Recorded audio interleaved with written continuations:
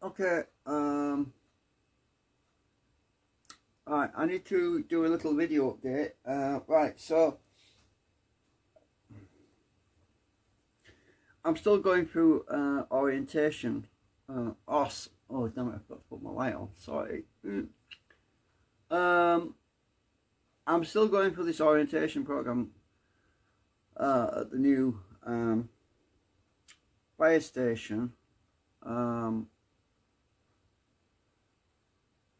So the Calvin runs. I just wanted to talk a little bit about this because I've only been here a few days, and so it takes you a while to get familiar with the equipment, and obviously it's going to take me quite a long time to get familiar with the American fire trucks, because they're actually very different to the British ones. And because I'm in England anyway, I've always had a fascination for the British fire truck. Always been curious about them because you see them driving down the street all the time, you know, when they go to a fire. Not all the time, but when they go to a fire. And it's a bit like trains. I used to sit, when I was a kid, I used to sit by the railway line on the fence, and I used to watch the trains go by. Back then it was steam trains. We used to see them going by a lot. I used to love watching the steam trains when I was a kid. But you know, there's two situations. There's role playing. Now, role playing in Second Life is when you basically you're involved in a scenario. The scenario is organized. You have people that have certain skills. The people that know how to operate certain pieces of equipment in Second Life. My hands are really dry. And then it's a teamwork thing, right? But you can't do that. You can't have a teamwork situation until you have a team. I mean, people that know what they're doing, right? Otherwise it becomes Laurel and Hardy. It becomes chaos. And everybody's fumbling around. What do I do? What do I do? Well, we can't be doing the Laurel and Hardy sketch because we want to try to figure this out so that we can do it right? So in this process of orientating yourself with the equipment, which is what it is, orientation, it's getting your head around it all, figuring it all out. There are times for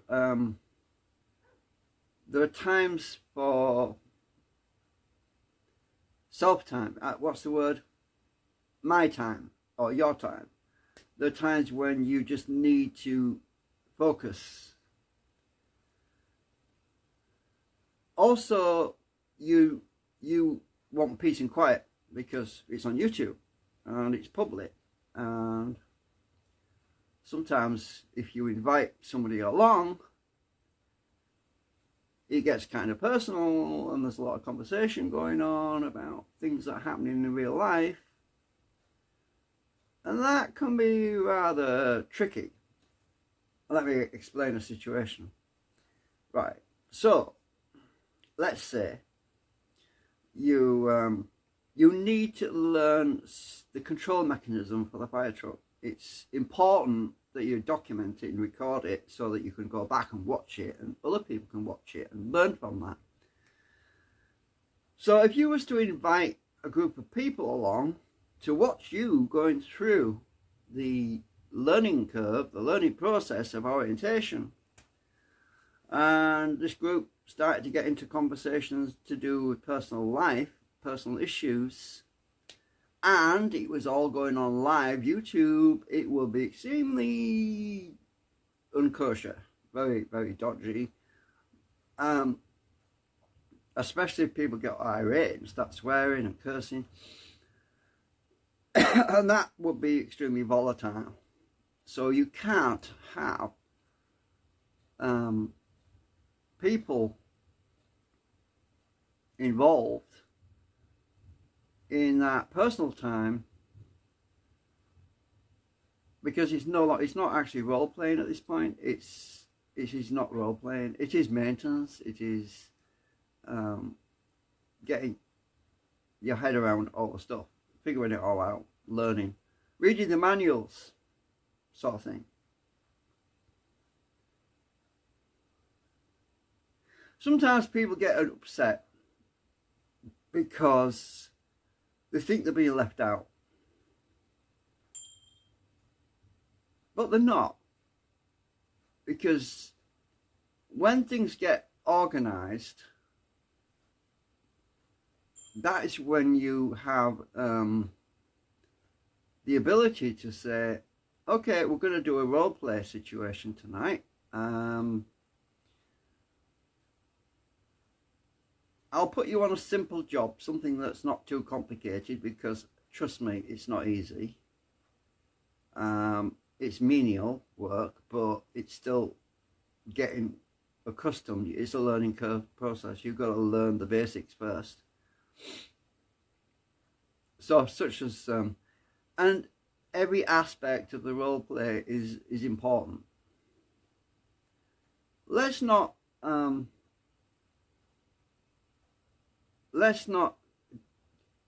devolve the importance of what it is to be in maintenance. Maintenance to do with topping up the foam, refueling the fire truck. All of these things are critical items that need to be done, because if they're not done, we would have a breakdown. And then if you have a breakdown situation, nothing will happen, because that's when we have to do repairs. And repairs is another aspect of role playing in Second Life. But we don't want to go there yet, because the whole point is to learn how to operate this equipment, which is actually quite realistic. A lot of people won't understand that certain aspects of the fire truck stuff is actually very realistic. You have to top up the oil, you have to top up the coolant, you have to make sure you don't overdrive the pumps, because if you do them wrong, it will cause a virtual breakdown. A virtual breakdown. Well, then you've got to learn how to do a virtual repair. And obviously, if there's actually a real, well, not a real, but if there's a real fire role play scenario, that would mean that you could no longer participate in it because you've got a broken down truck. So the first thing to learn is how to maintain the equipment, right? That's the most important thing. The second thing is how to actually operate the equipment in such a way that you can get the job done. The job being the virtual role play firefighting situation where somebody's holding the hose, putting the fire out. And that won't happen if you don't have maintenance. So somebody has to make sure the water keeps flowing. Somebody has to make sure that if you're using foam, that the foam is topped off in the fire truck. And also you've got to make sure you've got the equipment that you need on hand, such as ladders, if you need ladders. So what I'm actually talking about here is the fact that there's more than one avenue to Second Life. You've got, you know, there's the role play maintenance, which is separate, which is basically just a one man, one person, one lady job to do the maintenance. Because the reason why you only need one person doing the maintenance, because if you've got two people doing the maintenance, the first person won't know what the second person's just done, and the second person might not know what the first person just done, and then you might end up repeating the same thing, because it's a checklist. It's A, B, C, D, E, F, G. You do a checklist, and in order to fulfill the checklist, you either make notes, and I've done A, B, C. I'll pass the notes along to you. You can do D, E, F. But if you're not doing that, if you're doing the maintenance yourself, it's usually done in one go, so you don't really have to make a checklist. You have to pass it on to anyone. But you can teach that to someone. Say, oh, well, you do this, do this. I didn't even cover the tyre pressure stuff, because about this truck, you also have to check tyre pressures on it. A lot of people didn't realise that, because this fire truck, the Saxon, the Sombre Saxon fire truck is very realistic. You can have a flat tyre. That's how realistic it is. And if it's got a flat tyre, it's going to pull off to one side. It's not going to drive. So periodically you got to check the tyre pressures. And if the tyre pressures are low, you get a pump. You get the pump for the tyres, and you reinflate the tyres to the right pressure. You've also got to know the pressures. You got to make sure you do the tyre pressures correctly. I have no idea what would happen if you put too much in there. They might explode virtually. I don't know, but we don't want to find that out, because it might break the truck. But anyway, as I'm saying, we can't teach new people on equipment until we figured it out ourselves. So if people feel like, oh, I've been left out, no, you're not. It's because I can't teach you anything, and I can't ask you to do something, because I don't even know how to do it myself. So this is where we're at. Everything has to go through a process of learning, and once you learn the process, you can pass that information on to someone else and save them a lot of time. Because some people struggle with machines and equipment. Oh, I can't do this, I can't figure this out.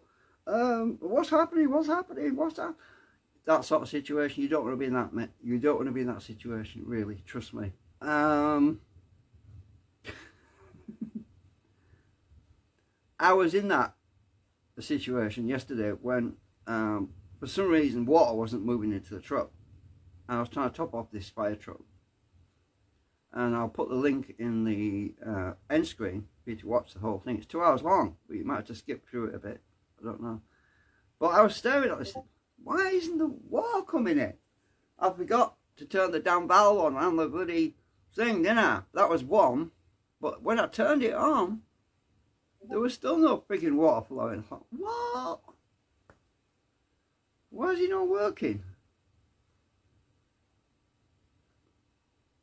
There was a glitch in the script somewhere, because I actually did it right, but it wasn't working. And it was only after the hose, for example. I was trying to use the hose to put the fire out. It wouldn't work. What's wrong? What have I done wrong? What have I done wrong? I hadn't done anything wrong. There was a glitch. So I deletes the hose. I detaches the hose. I reattaches the hose and the nozzle. I reattached it to the fire truck, and it works. What did I do different? Nothing. The hose somehow got hung up in script. The water wouldn't come out. But after I replaced the hose and the nozzle and hooked it all back up again and turned the valve on, it worked. But before I did that, it wouldn't work. Now, it wasn't something I did wrong. I thought I'd done something wrong, I was convinced I'd done something wrong, so I was twiddling valves everywhere, trying to figure it out, trying to get it to work. Because I thought, well, something not right here. And you see, this is what people go through when they're trying to figure stuff out. Second Life is not exactly like real life, because there are glitches, there's software glitches. But after I deleted the hose, after I got the hydrant working, it worked. Don't ask me why, I have no idea, it just worked then. Some weird things go on, but this is what learning is, this is what orientation is, this is what figuring stuff out is all about. And you can't do that if you've got somebody else with you who's talking about personal issues and you're live on the internet. Not a good idea. No, it's not a good idea, because then it was live. It was going out live, you know. I can't say, don't say that, don't say that, you know. You get people who will spill the beans about personal life, and you're thinking, don't say that. And then as a result, what you got to do? You got to kill the entire stream. You got to go, click on it, delete. And you've just spent 2 hours, or an hour and a half, figuring it all out to help somebody else. And somebody is talking about personal life issues. And that happens. It happens. And it's been that many times I've said, excuse me, don't forget I'm live on YouTube, don't. So that people forget, I forget, everyone forgets stuff, and it can be extremely frustrating, because I could spend an hour and a half trying to figure something out and recording it, live streaming it. It takes one person to say something personal. Say, oh, did that go on YouTube? Oh, you got to delete that. You got to edit that out. It was live. It's too late. Too late. It's gone out there. People have watched it. They've been with the photos. Oh, come back. I've got photos. Oh, I've recorded it too. No, you see, this is where role playing has to be. You can't do role playing with that. No, it's got to be one man or one woman.